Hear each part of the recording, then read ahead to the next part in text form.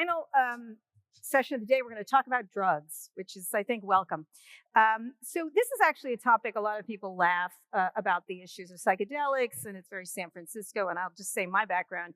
I've been talking to tech billionaires about psychedelics for years because a lot of them are interested in it. They're investing in it. They take them. They think they're important. But now it's sort of created a shift now into being a real business, sort of following the weed becoming an industry and stuff like that. So, Christian, why don't you talk a little bit about what you're doing? Because I'd like to start talking about, before we talk about the actual which ones do what and where the promising parts are, talk about the business of it first.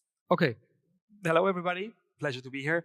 So in my day job, that's not a topic. I'm just saying it because I read that's the subtitle. I'm running my own family office, Apeiron.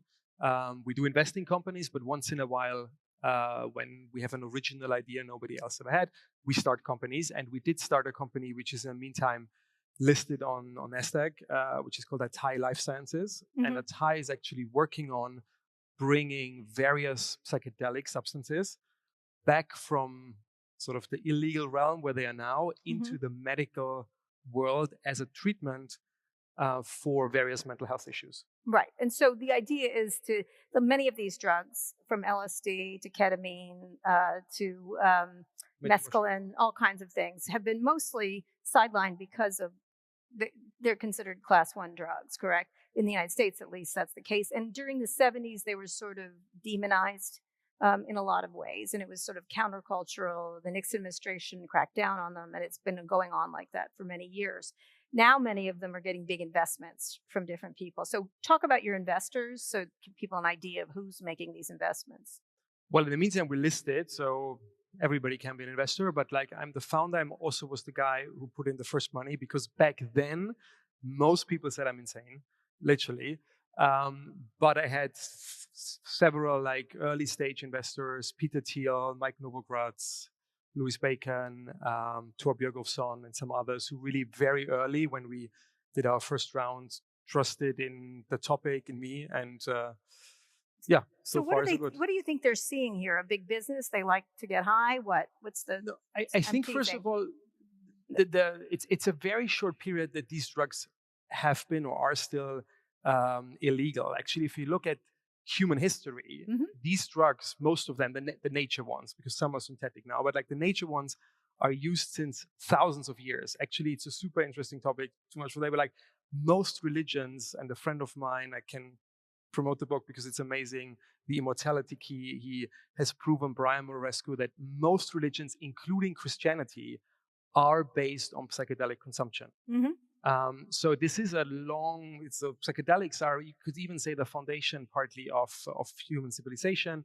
There was the famous cult of Demeter in Greece, where all the philosophers went to. And Plato is writing in one of his philosophical books that all of his philosophical ideas, which our Western world partly is built on, he got during the Eleusinian Mysteries, which were a psychedelic cult, ergot and magic mushrooms.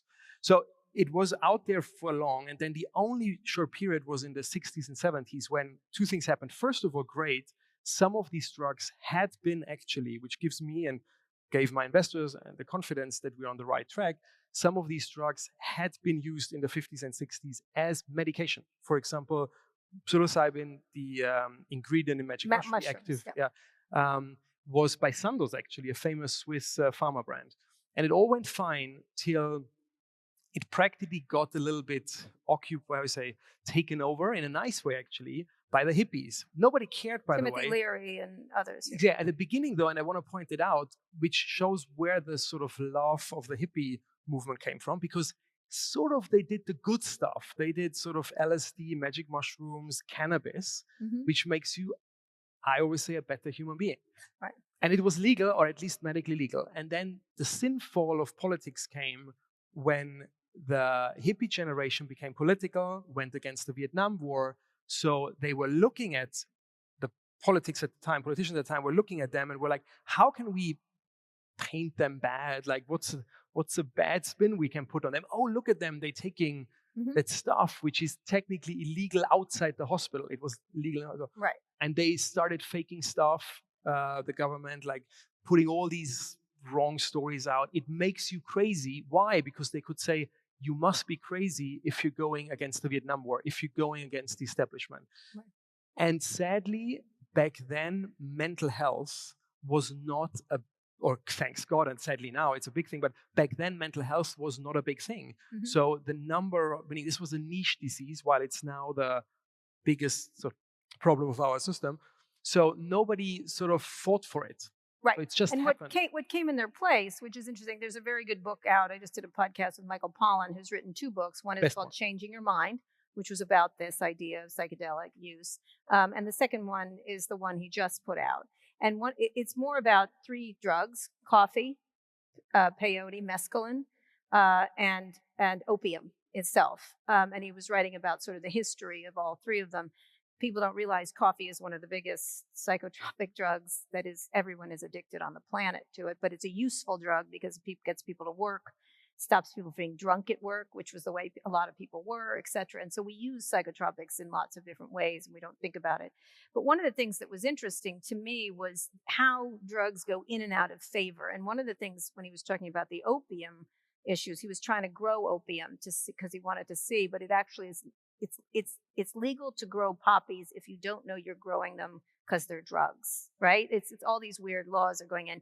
And so he did a story that he couldn't publish in a magazine, in Harper's, I think, many years ago. And because if he wrote that he knew what he was doing and making tea from it, he could be arrested and have all his property taken away from him, which was astonishing.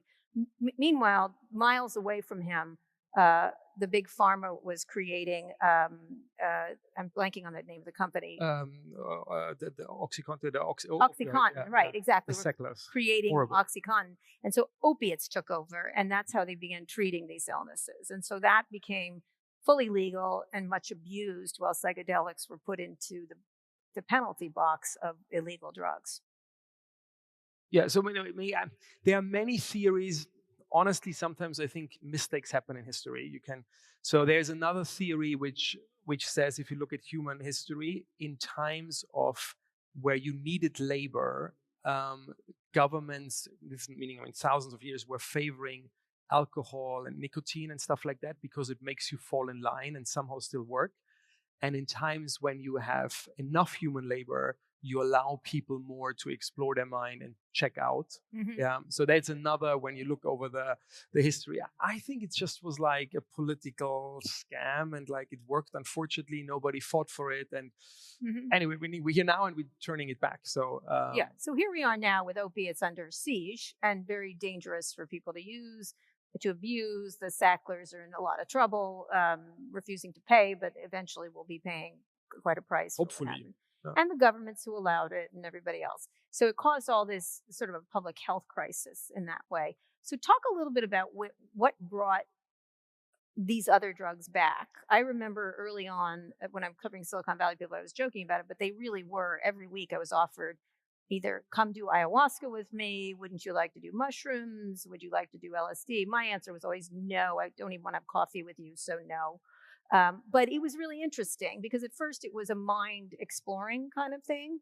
Now it's moved to a different things. There's all these studies going on at Johns Hopkins and different places. Talk a little bit of how it moved to, trials in order to treat things. Then we'll talk about what it's treating, because this is a very big business as far as I can tell. So what I'm very, very proud of, so we did not invent it, but we reinvented the business. We were literally in this millennia, the first one. I had a personal trip in a country where it's legal in 2014. And back then it was not even a topic in Silicon Valley. So none of my friends had ever taken it. This was I had friends who were real hippies. Like it was 2014 was very early. Yeah. And it was definitely not a business topic, because even to the years after, when I talked to some Silicon Valley folks who did it, they were like, but it's never going to be, it's not possible to bring these drugs back. And my first trip, and then the ones to follow in a country where it's legal, were hands down the single most important thing I've ever done in my whole life, full stop. Nothing comes close to it. And because I'm an entrepreneur, I actually already after the first trip, literally the next day, I was like, okay, holy shit, if it's giving this amount of positivity to me, and I was always a very happy person. So I had the luck and didn't come to the topic by searching for something. I actually did not want to do it. Like for years, I was like, no, I've never drank an alcohol in my whole life ever. Yeah, that's one of like, I've never smoked weed. I've never took anything else than 2014. I did coffee. Yeah, indeed, I did coffee and I ate sugar. Yeah, but everything else I didn't do because I was so happy growing up. I was like, okay, I'm happy. I'm not dumb. I think I have the genetic jackpot because a lot of other people are not happy. Anyway, I took it, was blown away by the positivity it even added to me. And I was like, okay, this needs to be medically available again. That was for me like the clear entrepreneurial impetus. Yeah. And this led then ultimately to the. So usually it's because people are just taking it themselves, right? They're only doing it themselves. And it's not the whole idea of it being either guided or medically prescribed by qualified people. Now, and that many of these drugs are not addictive. Most of them are not addictive. Actually, all of them. All of psychedelics are not addictive. They are even dissolving addiction. So all psychedelics have an addiction dissolving ability. The strongest one, which we also advance in clinical trials, is called ibogaine. And ibogaine has a high potential in the first clinical studies we're doing to even cure opioid addiction, which is the strongest. Opioids on a scale like psychedelics non-addictive, opioids extremely addictive. Yeah, this is the whole problem here. Yeah, and the only drug known which shows this potential to cure opioid addiction is ibogaine. All right, so let's go through them. The best. Let's go through the best known ones and where they are in terms of trials and creating businesses. I've noticed recently, and I'm having the Code conference next 2 weeks from now. One whole day is going to be about this. We're going to do one whole day about all these psychotropic drug companies that are coming up and things like that, and including some mind ones that are not drug related, but they're doing all these different things, technical things with your brains, wearing helmets, all kinds of different things. But one of the things that interested me was a company called Field Trip, which is setting up clinics that you go to.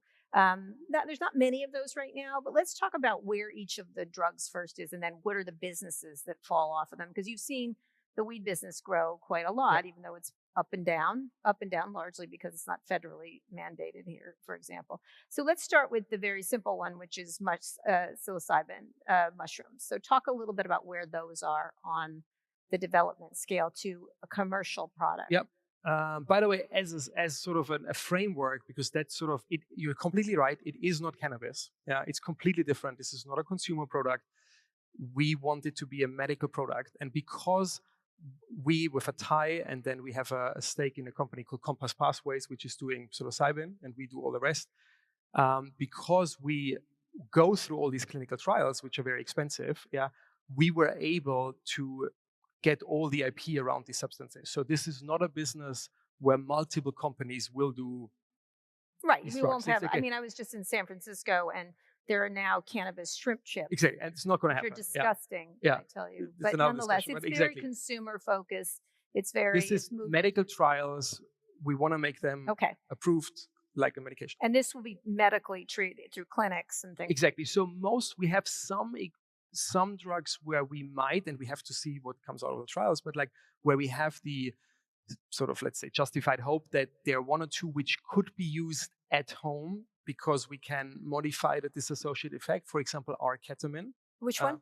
R-ketamine, which is a new version of ketamine. But overall amount of, or overall number of our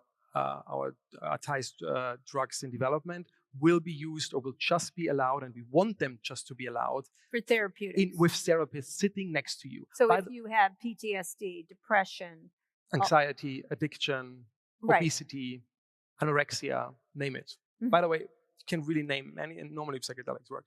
But the important thing is because the trip itself, you go on a trip. This is not like light. Don't take it lightly. And the trip itself can be very challenging. I don't like the word bad trip, because people come out and are potentially healed, But what happens a lot, all these mental health issues you have them for a reason, and one, it's various, but is trauma. There's these, let's call it the obvious trauma. A person was raped and knows it. A person was at war, like a soldier, and knows it. But trauma can be also something which hurt you deeply, but you don't even remember it. This can be a childhood thing in school, and this comes up, But when you when you dissolve that trauma, the trip itself can be very challenging. Again, bad is the wrong word. It's like challenging, but you come out healed. But during that process, you need somebody, not for medical reasons in terms of there's nothing your body does, but it's somebody, this is why psychotherapists will the one doing it, them psychologists, who literally, this is where the word comes from, takes you on the trip, and goes with you. All right, so let's go through that. So psilocybin, that's the most popular that I can tell. Which is the ingredient in magic mushrooms, and our company Compass Pathways will announce end of the year phase 2B data. Phase 2B. Okay. And for the ones who are not familiar with biotech, you have normally 1, 2, 3. So the final one, which needs to be still done, is 3, and then it's approved. So they are some years away from approval, but not a lot. There's going to be like... And there's a lot of different trials going on, correct? But all the trials for medical are just done by Compass. Right. Okay. So what will be the uses for psilocybin? What is, so you... Depression. I mean, so the trial is done for treatment-resistant depression. Okay. But you then can do post-marketing studies, and once a drug is approved, you can also use it for other stuff, obviously. So if the doctors have it available, then it's upon the therapist to say, oh, okay, it's approved for treatment-resistant depression. This is where I see the data. Yeah, but I can use it for PTSD as well. It's a little bit like, and we're going to do more studies. So there is several other studies Compass is doing in parallel to show also the use case for other. And the other, but it's mostly around depression and... So the signature study, which is the approval study, is around treatment-resistant depression. Depression, as opposed to many other drugs people use to treat depression.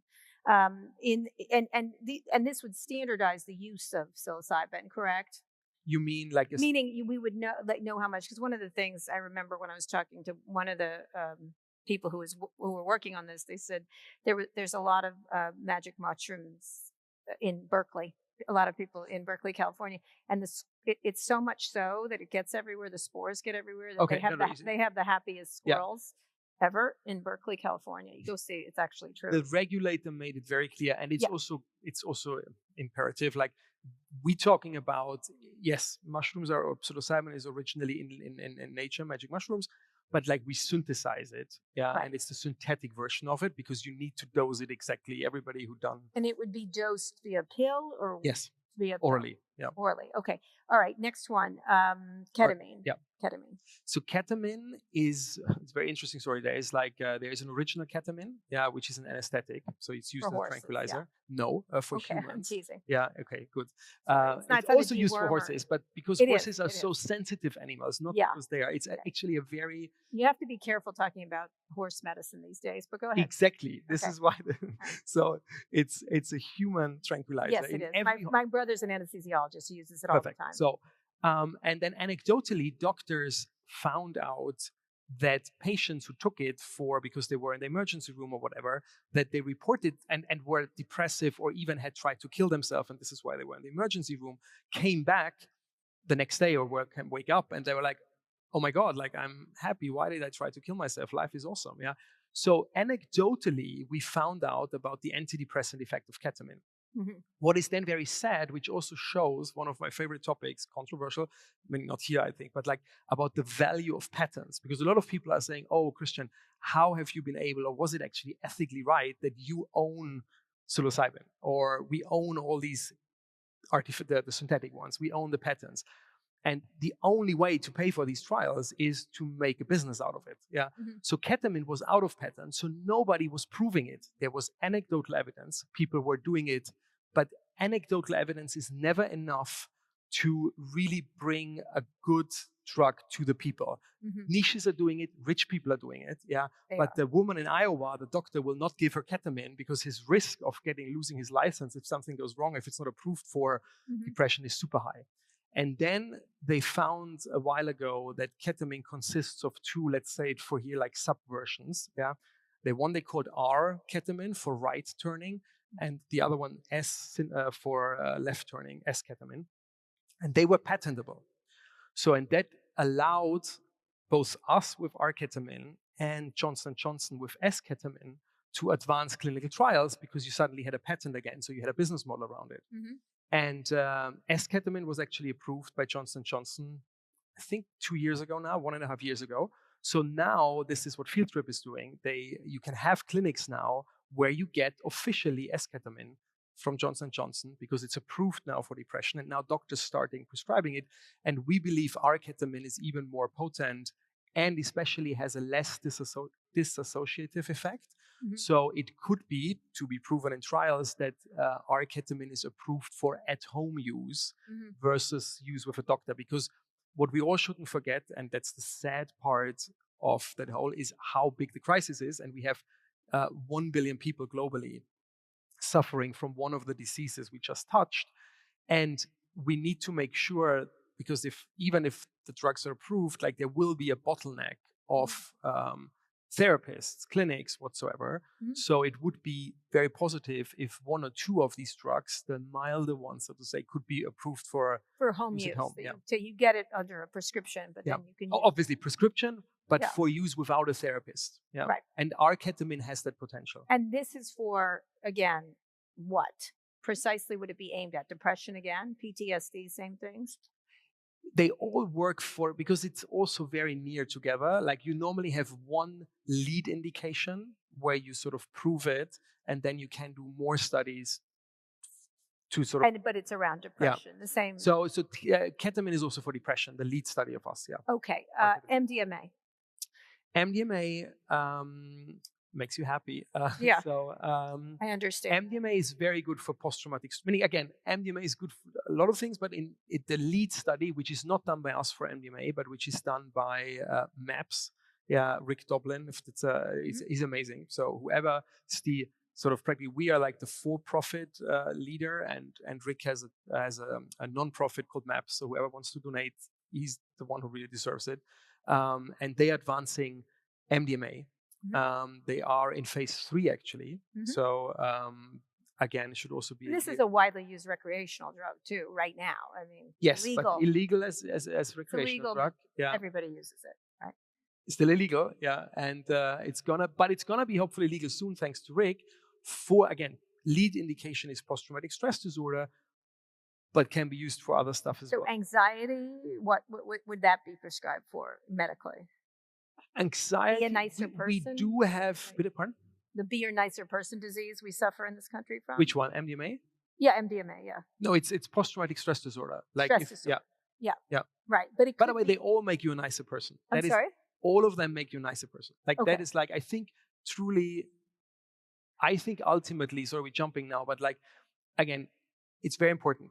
Very powerful drugs, medical business, but like you've seen a lot of medical. Meaning you take aspirin. It's a drug, but like it was used. I don't even know what aspirin was originally, but then you realize it has more properties. And somewhen I think maybe people who don't have a depression but who have other wishes or want to improve, so have many. By the way, MDMA was amazing for marriage therapy. Like this was one of the original use cases. Yeah. Marriage therapy is not a disease. Yeah, we cannot go to the regulator and say, "Hey, if two people don't like each other anymore, can we?" So, but once MDMA is approved or other psychedelics, a doctor can say, a psychologist can say, "You're a couple, you should do marriage therapy." And if they do it with the psychotherapist, it's going to be legal. Okay. So there's always the starting point, but then our point of view is. The therapist knows the patient. Sure, but it's not going to be marketed as an anti-divorce drug, right? It's going to be used as a. Oh, if you would know how many big investors I saved their settlement, it is an amazing. If one of you, meaning you all want to make money, you're going to lose 50% of your money if you get divorced, depending on which contract you have. Yeah. So before you go the bad route, try to find at the moment a shaman in a country where it's legal, who does either psychedelic or MDMA therapy with you. It could be the most valuable financial advice I've ever given to you. Oh, all right. Okay. All right. Thank you for that. Thank you. And if you don't end up like you're supposed after MDMA, you really should get divorced. Okay. Exactly. No, that's the point. It shows you what you really want. And then at least you know. Yeah. So at least you go, I do hate you. That really is. I don't want to hug you right now. So, that's sorry, as a side note, because I'm really proud of it. Like, it was used a lot also in political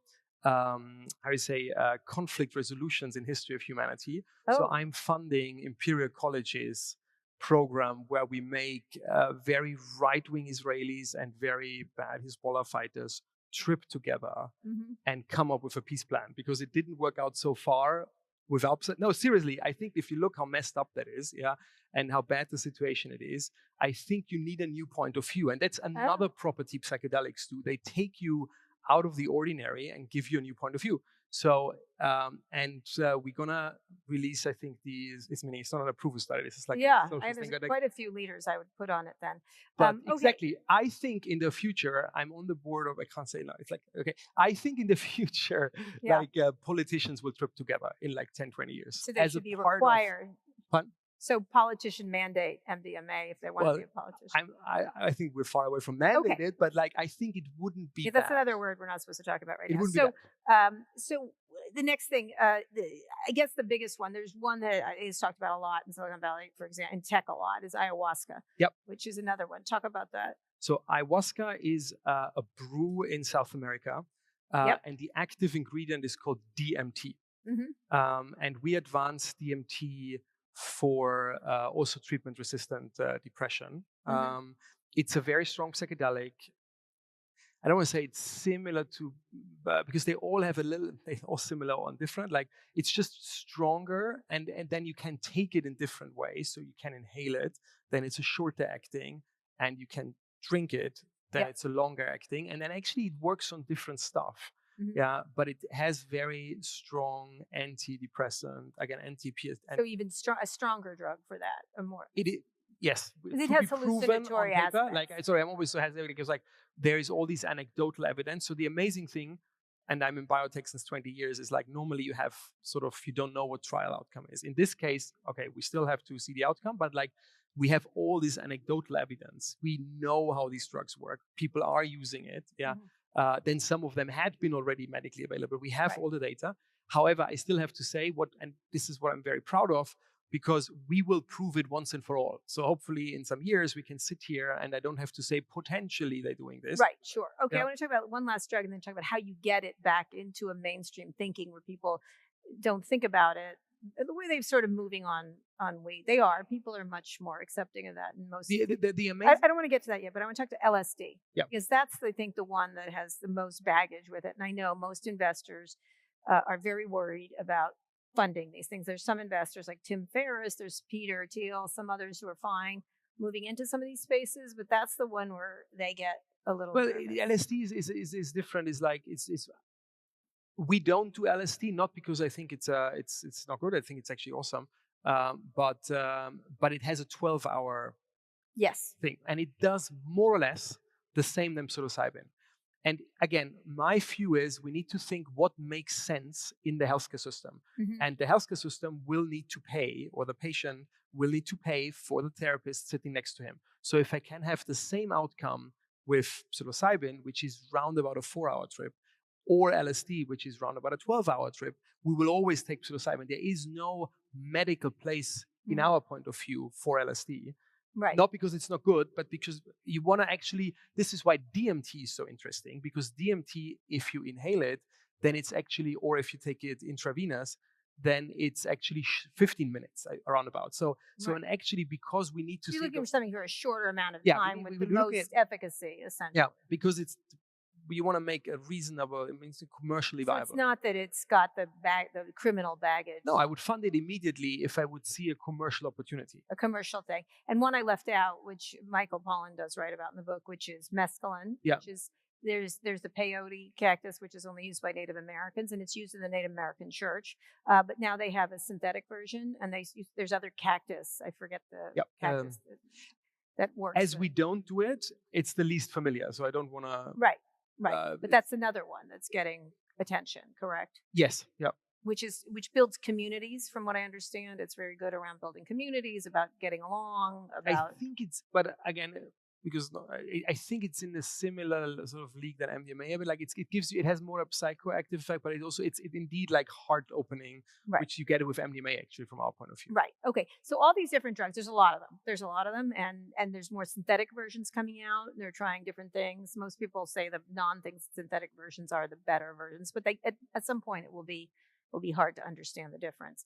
How do you get investors to think about it as an eventual business, and how do you get governments because this is something you could see certain politicians, oh, we're going to be making money. You saw the same thing play out over just weed. This is much more drugs with a lot more baggage around them.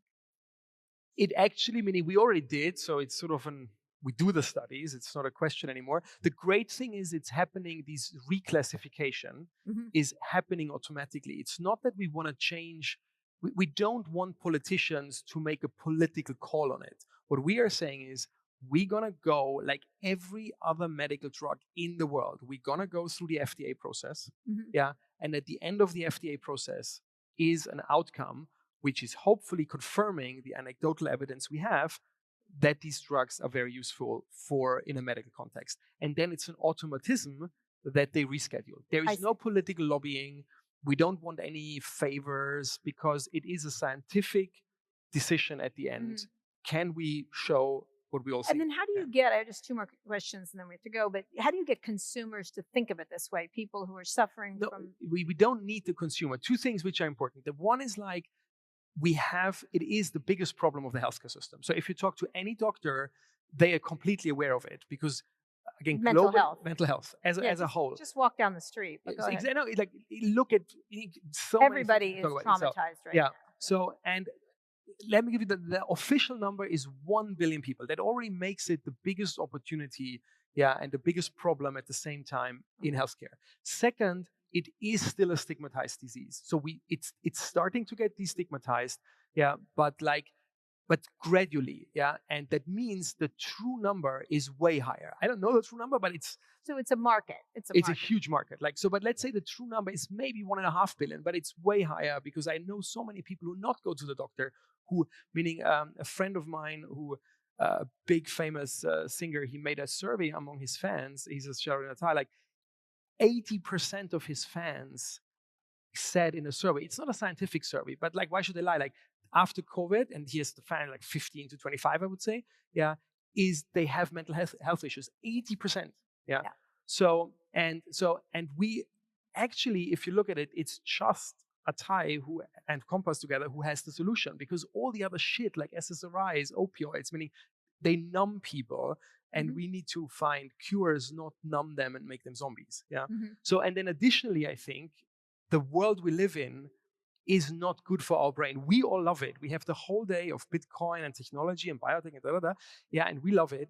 But it's actually terrifying for our brain because our brain wants stability, and we never ever was the world, I don't want to say unstable, but that fast changing. Again, your conference is the sort of synonym for fast changing, but that makes people mentally traumatized, So the number will go up. What I personally would say, ultimately, the total addressable market for mental health is 100% of the population, because everybody wants, what do we all want? We can say, oh, we want to be rich, we want to have good sex, whatever, But ultimately, we want two things. We want to be healthy and happy. And everybody has other things which make you happy, but that's what it narrows it down, And we've solved the happiness part. So two last questions.